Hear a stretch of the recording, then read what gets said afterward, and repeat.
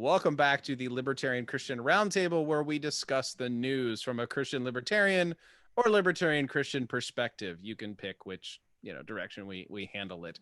It's a whole new world out there. The election is over. Joe Biden will be the president of the United States. Donald Trump will be the squatter in chief up until the day of the election.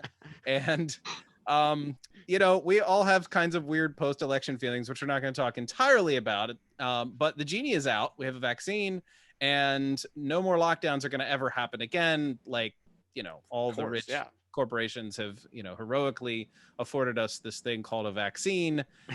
Kerry, are we right? There's not going to be any more lockdowns? Like, you're in New Mexico. They don't do lockdowns. Yeah, they don't. Sure. Yeah. Well, just keep in mind, Kerry, that this is a family-friendly show. No expletives allowed. Darn it. Okay, I have to swear like Norman now. Gosh darn it. Yeah. So New Mexico usually stays off of everybody's radar. Like, nobody pays attention to New Mexico mostly.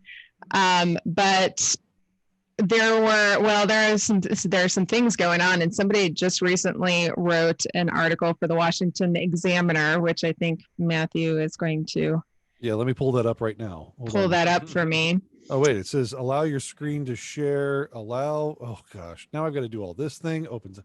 Oh my Thanks, word. Zoom. We're not used to you after 9 months of this. Seriously.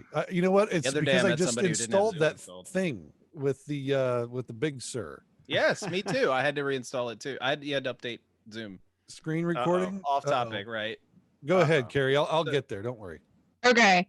So anyways, this is written by a man who lives here in New Mexico, and he's pointing out that the U.S. should kind of pay attention to what's going on in New Mexico with our governor, because we not only went onto lockdown 2.0, but things are getting quite a bit worse.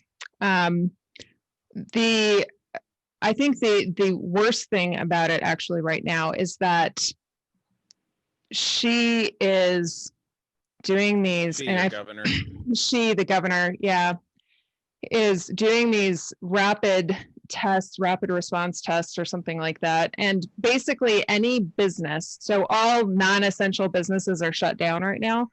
But any essential business or school or what have you, that they find 4 positive tests from, they are also shutting down for 2 weeks so that they can go through some kind of decontamination.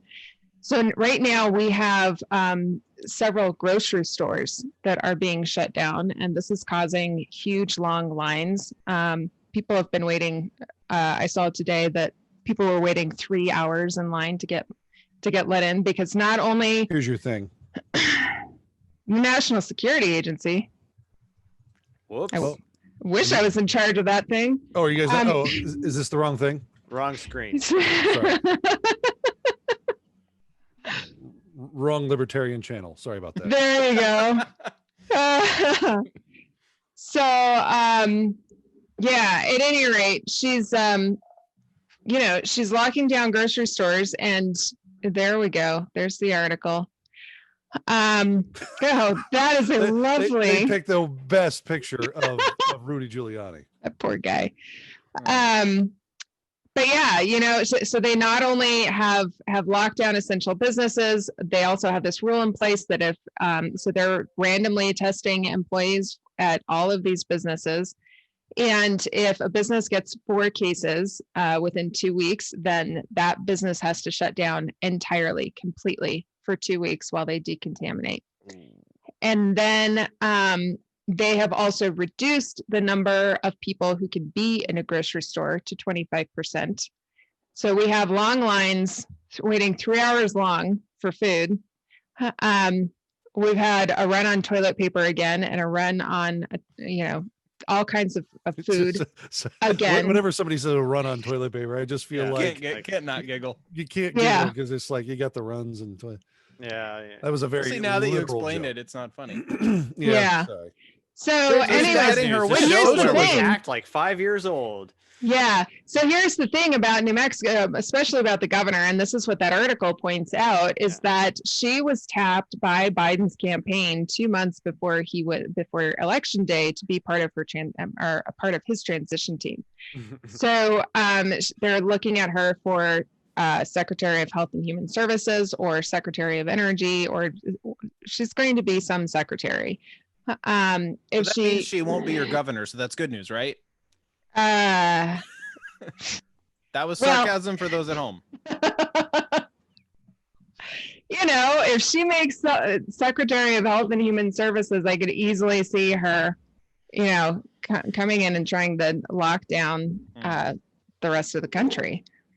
And she does not play nice. If you've ever heard any of her lectures to us, to New Mexicans, she literally sounds like the abusive mother who regrets having her children. That's how she talks to us. Okay, can I just say this? What a description. Because I heard this the other day, that's great. and I'm starting to agree with it, is that these governors who have draconian policies, especially, Governor Wolf here in Pennsylvania, and you've got Cuomo and the guy in New Jersey and New Mexico and Whitmer over in Michigan, they hate their people. They do. Contempt, and they despise them so much that they just don't care, and they're going to do whatever they want. It looks like full-on contempt. Yes, no, and she speaks with full-on contempt, and it's absolutely absurd. Everybody's tired of listening to her. I guess the upside in New Mexico is that one, law enforcement by and large is still not enforcing her rules. But she has deployed the National Guard, and the National Guard are the ones who are conducting these random spot tests on people. So that's a problem.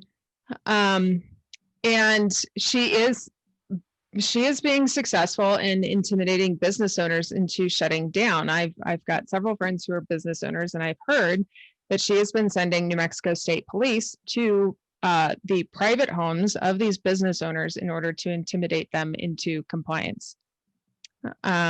So, this is just, I have no doubt in my mind that this is something that the rest of the country will eventually see if she gets onto Biden's administration. Wow, that's like really disheartening to hear. Like, I thought that maybe we would be out the other end of this. And Matthew, we're at the other end of the country here. And how is it going in Pennsulvania? I actually, to be honest, I haven't actually watched the news because I'm just living my life. As you should. There should be no reason for you to actually deal with that kind of crap. Actually, at Reopen PA, there's a little bit of a pride going on, because one of the lawyers that has been at the forefront of Reopen PA, who has a number of lawsuits out against Governor Wolf, actually is on the Giuliani lawyer team and is filing suits in multiple states and leading the one here in Pennsylvania on voter fraud. So who knows, he might be successful at showing there has been massive voter fraud and may overturn things. But that's been what's going on in the Reopen PA world. So wild. Huh. That is pretty wild. Yeah. I've had some conversations with him, and it's going to be interesting. I'll tell you that. So I think I want to throw this out here and think about what exactly should we be doing as libertarian Christians in response to some of these things. I mean, how far do we comply? How far do we, rebel against the state? I mean, on the one hand, Romans 13. On the other hand, there's more than one there's more than one option. No, Matthew. No, put it away. Put it away. Nerf wars? Not a real gun. Okay. Nope.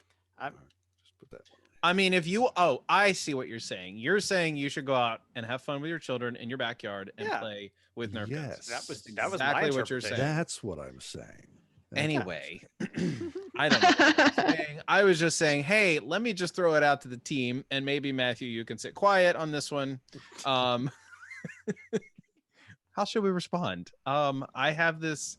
I actually was in the car with relatives of mine, and we were talking about these new potential lockdowns, orders, churches sort of not complying with our governor saying that we need to have all masks on at all times in church services or something like that. And I was like, and these are conservatives. So much for Romans 13. Like, their church basically decided not to listen. They were just like, yeah, we're not doing that. So how do we respond?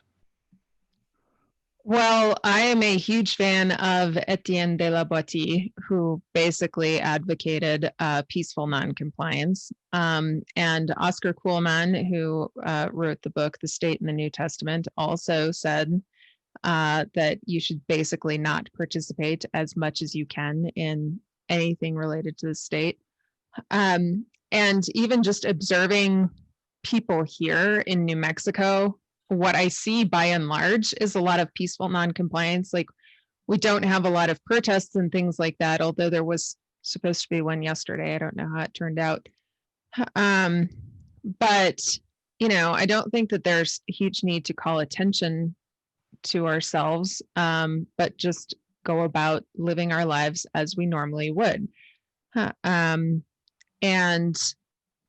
if enough people do that, and I'm even thinking of law enforcement here, because here her big problem is getting law enforcement to actually support her edicts, and they're not doing it either.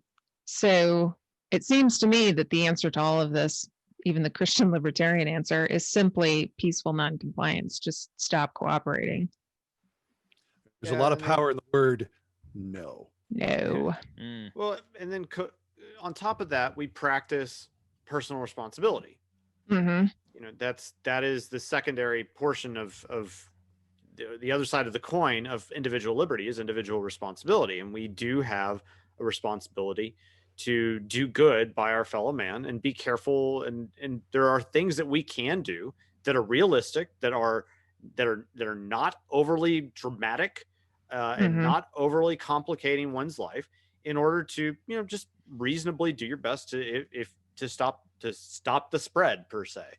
And there's plenty of good science out there, and it is our responsibility to learn it. Yeah. We can take the recommendations with a grain of salt, do our own homework, and keep living life. And to dovetail that, Norman, I think one thing that we can do is stop ridiculing our fellow man for disagreeing with us.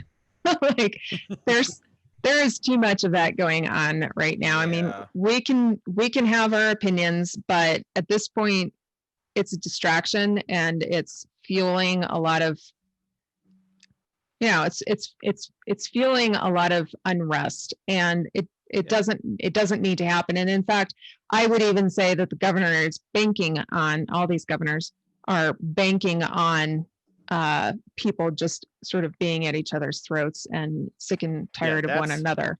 That's a crucial point. And that is that on both sides, there is, we see this from people who want to, try and push every single type of tyrannical mandate upon everyone, versus those who want to flaunt everything for the sake of flaunting. Right. And neither of those is a good thing. Neither of those is trying to follow the way of logic, which is to suggest that perhaps if all you can really do is mock your opponent's position, perhaps yours is not that strong. Mm-hmm. So there's the middle ground here is, go do your homework. Yeah. Go learn the stuff. It's all out there. Never before has there been more scientific data that has just been released into the wild, right? Than in this point in time. Like, a lot of most people don't realize, like, if you want to go and try and get things like scientific articles and whatnot that are from journals, peer reviewed and whatever, a lot of that stuff it's behind paywalls. Yeah. Right. And so you either have to know how to break down it, or have access via university or something, or you have to, or you have to figure out a way to pay for it. Mm-hmm. Guess what? In fact, I don't know of any journal that is publishing anything related to pandemic that is not doing it in open access right now. Everything is available. You can learn it. Don't be an idiot. Like, I mean, well, and if we were living in a free society, that would be part of your responsibility anyway, is to inform yourself. So inform yourself. Yeah. So that's, I think the other side of the coin there is that, you know, it's our responsibility to go learn and to be informed about these sorts of things. If we purport to have like a serious opinion that we wish, like, if we're gonna, if you purport to be able to mock somebody about it, you better darn well know your stuff. Right. Like, eventually there's a point at which we mock the state for being stupid. I get that. Yeah. but when we you know, try and mock our fellow man, we better like reevaluate that type of position, because we owe it to them. We wouldn't want to be treated that way. Exactly. Yeah. Well, I mean, I know that we all agree here that open access to ideas, both externally, as you just mentioned, of course, but also internally, is a very important virtue for a free and open and flourishing society. It doesn't seem, though, that the left wants to have open free thought. It seems that re-education camps are in order. I don't know. Like, I read the headline, I'm like, wait, what? Like, is that just, you know, provocative headline? Norm, you're a little bit more aware of what's going on there, so I'll let you educate us. And how cheerfully can you say off to the gulag? Something to that effect. No, I came across a number of things over the last week that I thought were kind of interesting in this regard. And if we are to, you know, believe that free thought and free speech are important, both as a, you know, as a intellectual virtue and as a civic virtue, for the former and the latter, respectively, these sorts of things were kind of significant to me.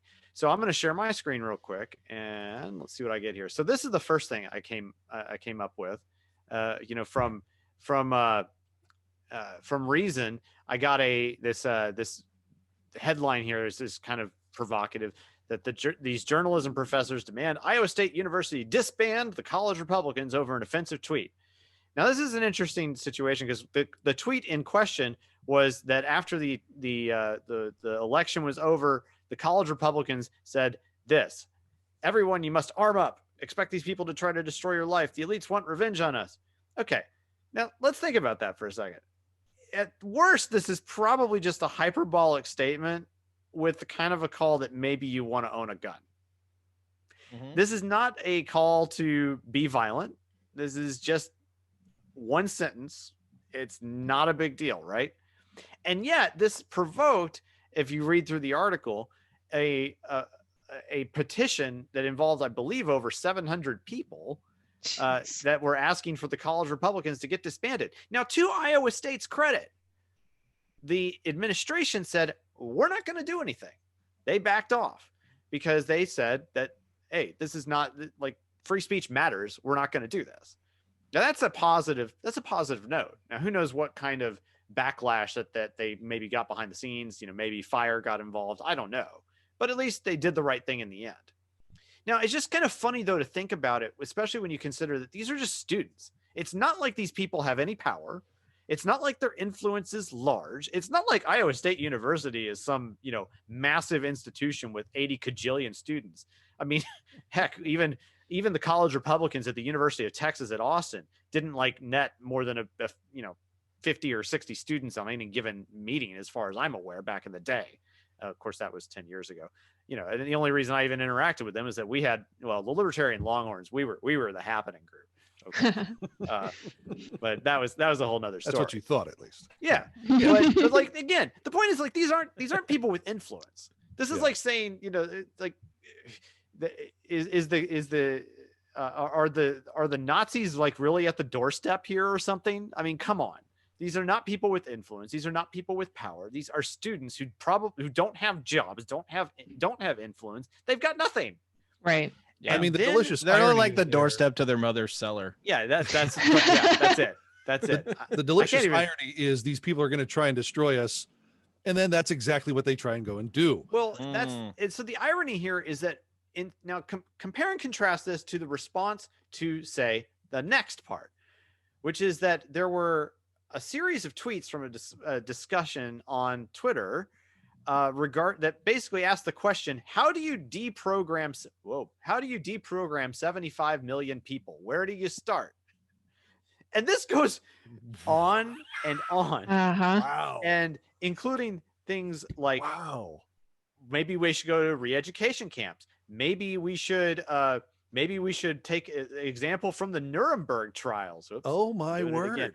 And there was even one person who even suggested for the irredeemable malcontents, maybe firing squads. Now, here's the funny thing. These are people. David Atkins here is a journalist. These people are actually people with influence and voices and platforms. Wow. And what did they get from this? Well, okay, admittedly, the firing squad thing, that got taken down by Twitter. Because that was kind of, if you click here. So there is a line. Okay. So apparently there is that line, but re-education camps, like, So okay, re-education camps. A firing line. Yeah. That's the line we're talking about here. Re-education camps, though, like that's permissible talk, apparently. And that's what's ironic about this to me, is that on the one hand, we have a bunch of lefties who are totally fine with trying to stamp down on one tweet from a totally powerless group of just random people with very little power. They don't matter. And then you have people who actually have platforms talk about, well, maybe we should send Trumpers to something on the accordance with the Nuremberg trial. And what is this met with? Nothing. There's not going to be anything. Now, I say that now, maybe there's going to be a slap on the wrist. I can't know for certain, but I think that just the consideration of the reaction is where we should be concerned. It is absolutely certain they should be able to say all of this stuff. Right. I mean, fine. They'll let them do so. That's not the concern here. But I'm very concerned in the long term with the types of responses that end up getting elicited from these sorts of things. Yep. Well, and you also have AOC, who a couple of weeks ago was like, hey, we should register all of the people who supported Trump, all of his cabinet members and all of that. Like, we need to document them so that we can, whatever. Do these people even understand? We went to Stalinism real quick. Yeah. Like I don't even understand why that's like. I can understand her saying that on like a hot mic that she didn't know was turned on, and like suggesting it to her colleagues, but like knowingly saying such things. Yeah, she broadcast it like, on Twitter. Come on. Yeah, like, hello. Well, and it was weird. I mean, she not only broadcast that on Twitter, but somebody immediately responded with a link saying, yeah, here it is. This is what we're doing. Yeah, that's right. The irony of it is, of course, we would say that, I mean, even on the basis of the law, she's much more responsible for such things being said than say random student in Iowa State University, exactly, right. Or even random journalist for whatever Washington Monthly that guy works for or something. It's like, if I can make a suggestion, though, if anybody's looking at how to deal with these kinds of things, I would say that he's not necessarily libertarian, but I would say he leans that way. Douglas Murray's The Madness of Crowds is a wonderful resource to at least start understanding where this kind of comes from. It's interesting, a bit crazy. Yeah. So I think it's worthy to kind of wrap that up with, guys, we have to be on our vigilance with regards to free thought and free speech. Yeah. Even with it when it's for our opponents. Like that has to be part of the conversation, because otherwise, what are we doing? Yeah. Come on. Yeah.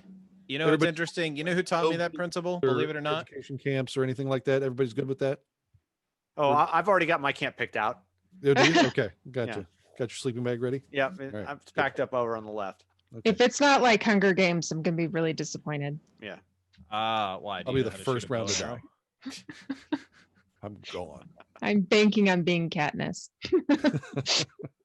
Oh my gosh. Yeah.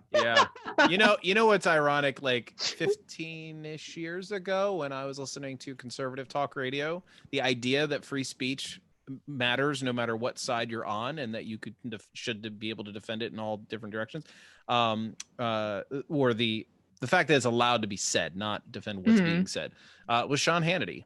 I was a young conservative at the time, listening to Sean Hannity for about 6 to 8 months or so.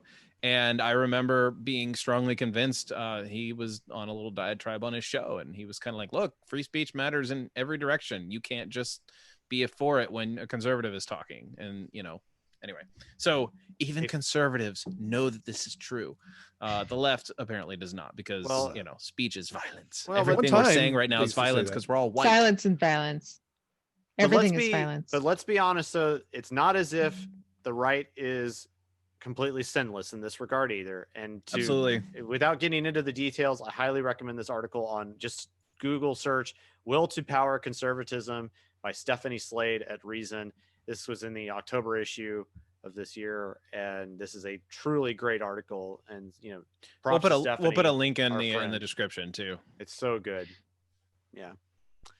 All right. That's so the solution to all of this is something we're going to talk about in our next episode, where Matthew is going to give us the rundown on a libertarian city that, well, we'll let you know next time. I'll just say there are bears involved. There are bears. There are bears. Bears and libertarians involved. It's going to be awesome. Like bear arms, or you have the right. Or the actual hairy resist the bear arms joke. Like Russian bears. Yeah. Well, kind of. All right. White Russian bears. Wait, Russian bears. It'll be a going situation. We'll just do a slow fade as we make more puns leading out to bulls and bears. Right. Thank you everybody for joining us. We will we can barely stand waiting till next time.